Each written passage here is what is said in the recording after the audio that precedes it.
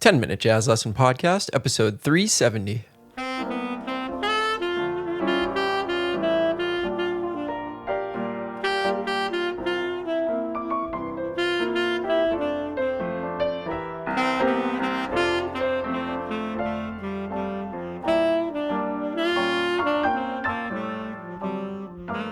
Hey everybody, welcome back to episode 370 of the 10-Minute Jazz Lesson Podcast. Brand new month. Happy August to everybody.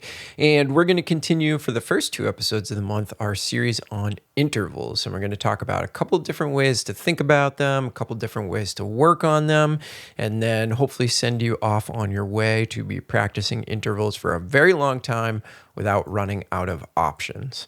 So before we jump into the show, just want to remind you this is a listener-supported podcast, which means we do not take advertisements on the show.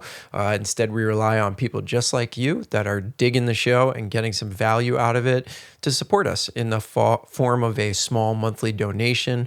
We do that through the Patreon platform, and in return for that, you do get a PDF and audio examples and all kinds of fun stuff in return for that donation.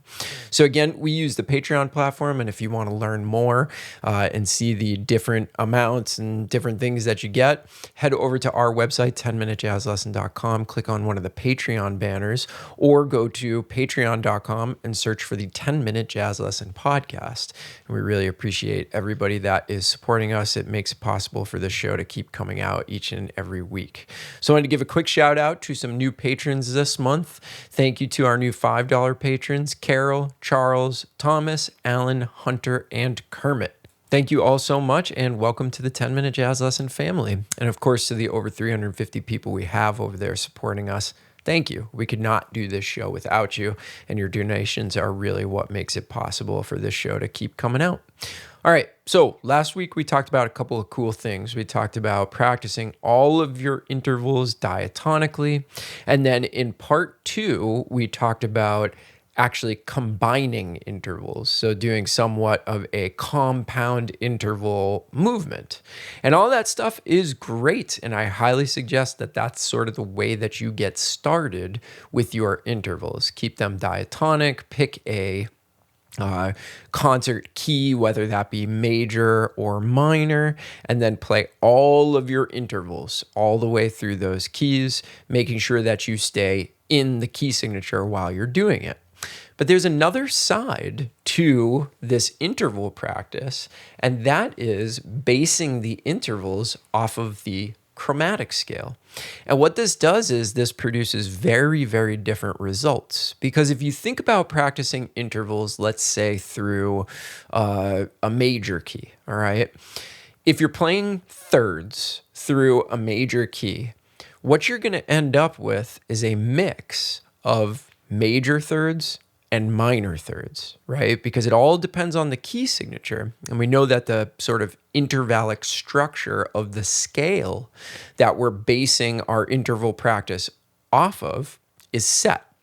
So for example, over a major scale, it's whole step, half step, whole step, half step, right? That is the intervallic structure of a major scale. So therefore, if we're doing anything diatonically based off of that major scale, that interval structure has to stay the same. Now, hopefully that's making sense to all of you. But just think about, if you were to think about a major scale in thirds, think about how many major thirds there would be and how many minor thirds there will be. Just think about that for a second, and it should become abundantly clear sort of what I'm talking about. That structure will stay the same. But if we say take major thirds and play it through a chromatic scale, they're all going to be major thirds. Does that make sense? Because we have every single note out of the 12 notes in a chromatic scale. So therefore, we are just practicing major thirds. And we're practicing a major third based off of every single note. And that's a great way to practice. And it also sounds a lot different than if you're doing this diatonically. Playing thirds through a major scale will sound like playing thirds through a major scale. Playing thirds through a harmonic minor scale will sound like playing thirds through a harmonic minor scale. But playing major thirds through a chromatic scale will sound very, very different because that's all you'll hear is major thirds. Let's check out what it would actually sound like to play major thirds through a chromatic scale. And this is example number 1 on your PDF this week.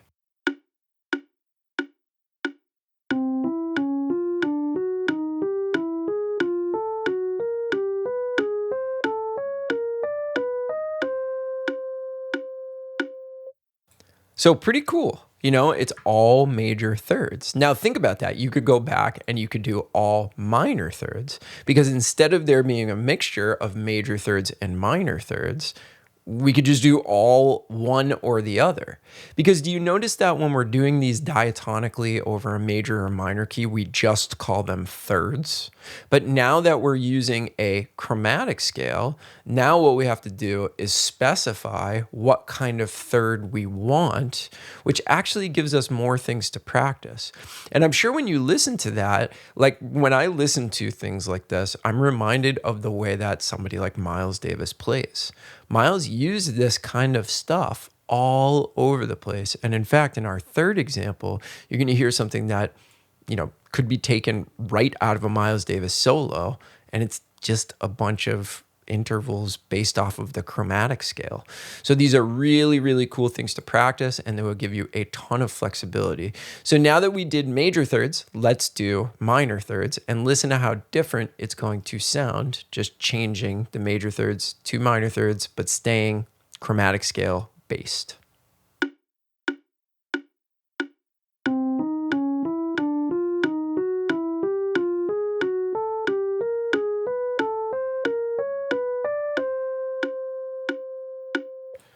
Isn't that awesome? I actually really, really love that. And that's something that I practice all the time, playing minor thirds through the chromatic scale. It is a fantastic sound and something that you really can just immediately apply to your solos wherever you think they could be appropriate. Okay. All right, let's do one more because one of the things that I actually really like about doing intervals chromatically is this interval right here. So if you were to play a second through a major key, it would be a little tricky and the exercise wouldn't sound all that great. And the reason is that all the notes are repeated. So for instance, if you were playing seconds through a major scale, you would play C, D, then you would have to play D again, D, E, then you'd have to play E again, E, F. So it would be C, D, D, E, E, F, F, G. And there's something to be said for something that sounds like that. If you're practicing your articulation or whatever, that could be cool. But as far as an exercise, I don't know, the repeated notes, I guess they rub me the wrong way a little bit. But now if I'm doing major seconds through a chromatic scale, then it's really, really cool because now I don't have to repeat notes. And this is the thing that I was talking about that you hear Miles do like literally all the time. So check this out. This is major seconds through the chromatic scale.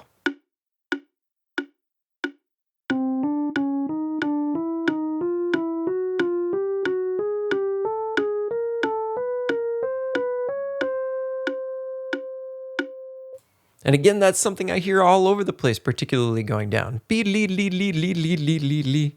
That's something that you hear in a ton of people's playing and the playing of Miles Davis a ton of the time. So you see how this could be really, really good for you after you're done doing this stuff diatonically. Here's another set, a way to do all of the intervals again, but base it off of a chromatic scale. And the cool part is you could do this with every single interval, right? You could do it with seconds, thirds, fourths, fifths, sixths, and sevenths. And you could do a different quality for each of those. Some of them will overlap, and a sharp fifth is the same as a flat sixth, but you can think about them however you want. Just go through and do all of the intervals, but just do them chromatically. A really fantastic way to take something and sort of flip it on its head and come out of it with much more flexibility and many more skills. So let me know if you have any questions. Remember, if you want to grab the PDF and see the examples of all this stuff and get the isolated audio examples from the episode, go over to our website, 10minutejazzlesson.com, click on one of the Patreon banners, or go to patreon.com and search up the 10-Minute Jazz Lesson Podcast. Very small monthly fee. And on top of all of the materials that you get the good feeling that you keep this podcast going. Thank you to everybody that's supporting. Thank you to everybody for listening. Hope you all have a great weekend and are staying safe and healthy out there. And we will talk to you soon. Bye, everyone.